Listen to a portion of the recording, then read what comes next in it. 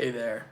So, today I want to talk about one of the things that people are most worried about when they're thinking about getting into their first rental property, and that's managing maintenance. I think a lot of times people are scared of having to pick tenants that are going to take good care of their property. They're scared of how they're going to conduct the maintenance. But one of the things that we really need to talk about is the concept of deferred maintenance. So, how do you balance as a real estate investor and homeowner taking care of your property to protect your future rents and your future appraisal or resale value of your property while still keeping expenses manageable so you can maintain cash flow?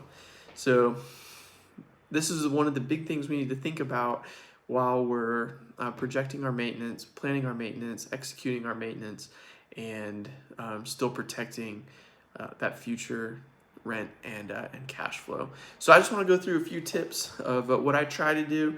Um, do what I say, not what I do. But I try to practice what I preach here, and I want to go through a few tips that'll help you manage deferred maintenance wisely in your rental properties or your future rental properties. One of the first tips is conducting a thorough pre-buy inspection. Now, if you're going to be putting sweat equity into the home, which is probably going to be the case a lot of times when you're looking for off-market deals or great deals on the MLS. But even if you're not necessarily going to ask the seller to correct things on the inspection, it's good to know what you're getting yourself into and getting a professional set of eyes or another set of eyes on that property before you commit.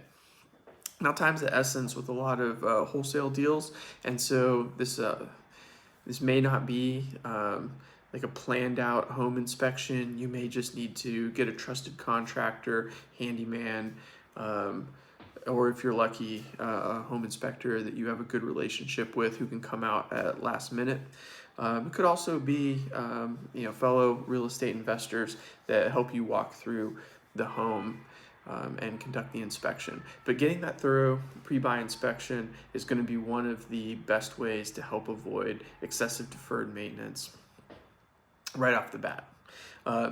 Next, develop your maintenance plan. So ideally, you'll want to do this before you're able to purchase the home, but you want to have a good plan for what maintenance is going to need to occur when. Obviously, some of this, if you're doing a flip, is going to need to be before your first tenant.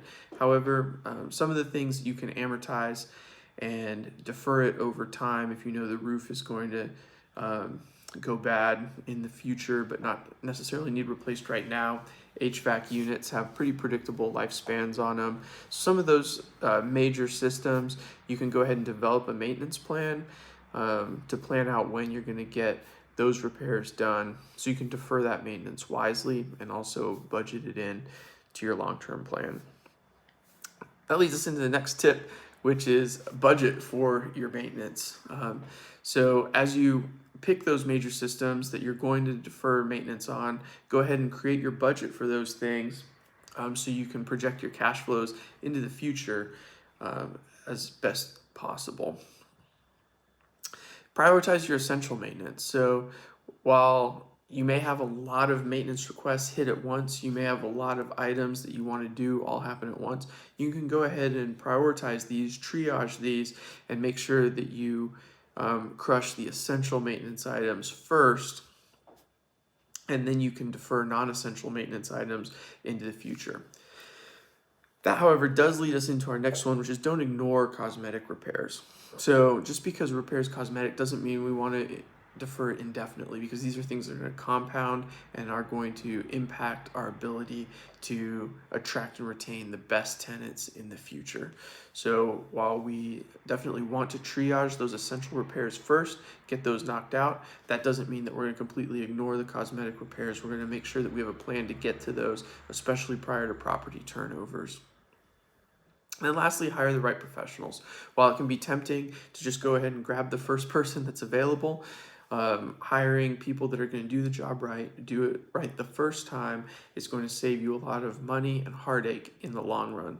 Also, by following some of the previous steps, such as budgeting for the maintenance expenses, planning out your maintenance, and prioritizing your most important maintenance, that's going to be able to help you get on some of those busy professional schedules. Those guys who may be booked out 2-3 months on major jobs, since you've already triaged your maintenance, budgeted for it, prioritized it, you can go ahead and get on their schedules in the future when they will be available to knock out your maintenance. So those are some of the big things I want to talk about with deferred maintenance. We want to make sure that we're keeping up with our maintenance, not so much that it crushes our cash flows, but then also we want to make sure that we do have everything to include minor cosmetic repairs on the schedule at some point, so we're able to protect those future rents and future resale values. That's all I got. See you next time.